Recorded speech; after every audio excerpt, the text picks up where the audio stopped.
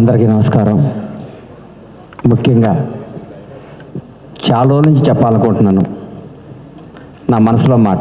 ఇవాళ చెప్పేస్తా. ఏడే నాగేంద్ర బాబు వెళ్ళిపోయాడా?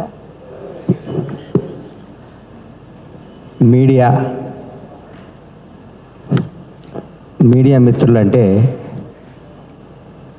మన హృదయాన్ని, మన జీవితాన్ని ప్రజల వద్దకి తీసుకెళ్ళి వీళ్ళు ఇదిరా బాబు అని చెప్పి, ఒక పోలీసు వాళ్ళకి హాలిడే ఉండదు, అలాగే ఈ మీడియా సోదరులకు కూడా మేము పండగ రోజు ఓపెనింగ్ పెట్టుకుంటే పండగ రోజు పరిగెత్తుకుంటూ వస్తారు.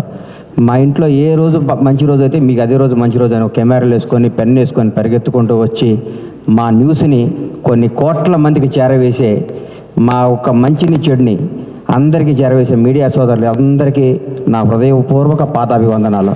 మీరు లేనిది ఎవ్వరూ లేరు. మిమ్మల్ని ఇసుక్కున్న అవన్నీ అబద్ధాలు. ఒక ఉదాహరణ నేను చెప్తా. ఎస్వి కృష్ణారెడ్డి గారు నన్ను వినోదంలో చిత్రంలో పరిచయం చేసినప్పుడు శ్రీకాంత్, శివాజీ రాజా, ఉత్తేజ్ తదితరులు అనేసారు. నా ఫోటో కూడా పక్కన పెట్టి 2 రోజులు నిద్రపట్టలేదు, నా పేరు వేయలేదు అని. ఆ టెన్షన్, ఆ బాధ ఎప్పటికీ మర్చిపోలేను. అంటే ఆ రోజు గణేష్ అని రాస్తే ఎంత బాగుండేది అని ఫీల్ అయ్యాను నేను. అప్పుడు కుమారస్వామి గారని ఒక రిపోర్టర్, అన్న కుమార్ అన్న నా పేరు ఎందుకు రాలేదు అని అడిగా ఫోన్ చేసి. సారీ గణేష్ మర్చిపోయాను అన్నాడు. మీరు మా మీద కోపం ఒక్కరోజు పెన్ డౌన్ చేస్తే మాకు వణుకుతాయి కింద. మీ పవర్ అది, మీ గొప్పతనం అది. మీ అన్నీ మర్చిపోతారు. మేము మామూలు అసిస్టెంట్ డైరెక్టర్లుగా, చిన్న ప్రొడక్షన్ మేనేజర్లుగా మాతో ఫ్రెండ్షిప్ చేసి మా స్థాయి పెరిగినప్పుడు కూడా మాకు అదే విధంగా గౌరవించే మీ అందరికీ మీ రుణం తీర్చుకోలేంది, మీ విలువ మేము వెలకట్టలేంది. ఎప్పుడు మీడియా సపోర్ట్ మా ఇండస్ట్రీ మీద ఉండాలి, మా నిర్మాతల మీద ఉండాలి. మేము తీసిన సినిమాని మీరు జనం దగ్గర తీసుకెళ్ళడానికి మీరు వారదై, అంబిక అగరబత్తి లాగా భక్తుడికి భగవంతునికి లాగా సినిమాకి జనానికి మధ్య నుండి వారధులు మీరు, సారథులు మీరు. ఎప్పుడు మీ చల్లని చూపు మా సినిమాపై ఉండాలి. మా నిర్మాత శ్రేయస్సు కోరుకుని మీ అందరికీ మా హృదయపూర్వక కృతజ్ఞతలు. తెలుసు కదా, చిరంజీవి గారు స్వయం కృషి చేస్తాడు, మొఠా మేస్త్రి చేశారు. వెంకటేష్ బాబు బొబ్బిల్ రాజా చేశాడు, చంటి చేశాడు. నాగార్జున గీతాంజలి చేశాడు, శివ చేశాడు. సిద్ధు జొన్నలగడ్డ డీజే టిల్లు చేశాడు, తెలుసు కదా చేశాడు. ఇరగొట్టేశాడు సిద్ధు. జోష్ సినిమాలో ఏ అడ్రస్సు లేకుండా, ఏ కేరఫ్ లేకుండా, ఏ బ్యాక్గ్రౌండ్ లేకుండా, ముందు ఎవడో వెనకెవడో లేకుండా నేను నటుడిని అవుదామని ఇండస్ట్రీకి వచ్చి జోష్ సినిమాలో చిన్న వేషం కోసం తప్పించి సిద్ధు. ఈ సినిమా తర్వాత నేను చెప్తున్నాను, డైరెక్ట్గా రవితేజకి ఆల్టర్నేటివ్ ఎవరో అనుకున్నాను. రవితేజకి ఆల్టర్నేటివ్ అవుతావు సిద్ధును. నిజంగా చెప్తున్నాను. నువ్వు రాబోయే 20 ఏళ్ళు నువ్వు ఇదే క్యారెక్టరైజేషన్స్తో ముందుకు వెళ్ళిపోతావు.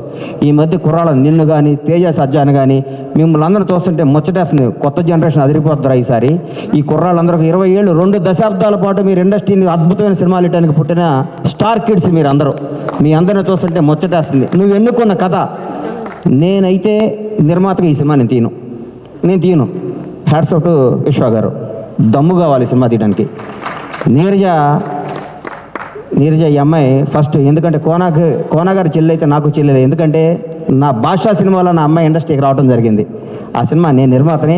ఆ సినిమా వస్తే కోనగారిని అడిగా, ఏంటి కోనగారు అంటే మా చెల్లెలు అన్న అమెరికా నుంచి వచ్చింది. ఈ అమ్మకు వీళ్ళ నాన్న, వీళ్ళ ఫ్యామిలీ ఏంది, ఈ అమ్మాయి ఇండస్ట్రీలో ఏంటి అనుకున్నా. ఆ అమ్మాయికి ఉన్న ఫ్యాషను, ఆ అమ్మాయికి ఉన్న టేస్ట్, ఆ రోజుల్లోనే ఆతృత, తపన, ఈ డ్రెస్ అయితే బాగుంటుంది. ఒక 10 రోజుల్లోనే కాజల్కి బెస్ట్ బడ్డీ అయిపోయింది.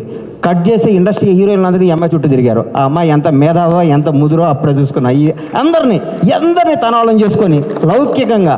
ఆ అమ్మాయి ఫ్యామిలీ బ్యాక్గ్రౌండ్ వాళ్ళది ఎంత పెద్ద ఫ్యామిలీ, ఎంత పెద్ద కథ.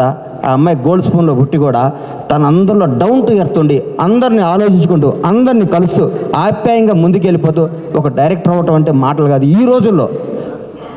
హ్యాట్స్ ఆఫ్ నీరు. నిజంగా రియల్ నిన్ను చూసి చాలా గర్వపడ్డా. నేను నిజంగా చాలా గర్వపడ్డా. సిద్ధు జొన్నలగడ్డ గురించి చెప్తున్నా. సిద్ధు, నువ్వు రూల్ చేస్తావు ఇండస్ట్రీని. నిజంగా చెప్తున్నా. నువ్వు ఎన్నుకున్న డైలాగ్ డీజేటీలు ఇప్పుడు కోనా గారు చెప్పారు కదా, నేను కూడా నువ్వు 1 డే వండర్ అనుకున్నా. బై గాడ్ చెప్తున్నా. ఈ అబ్బాయి మామూలుగా ఆ సినిమా కొట్టాడురా, అన్నిటికీ ఏం తమాషానా, ఏం డాడీ అక్కడేళ్ళు ఇక్కడేళ్ళు అంటాడు, ఇది అయిపోద్దురా, ఇది బోరు కొట్టేస్తారు అనుకున్నా.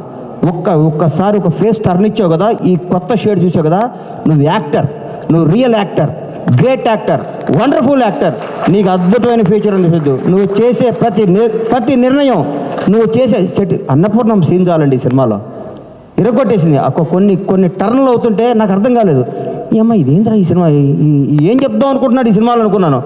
నాకు సినిమా తర్వాత ఇప్పుడు నేను వస్తుంటే నా వైఫ్ ఎక్కడికి వెళ్తున్నావు అంది.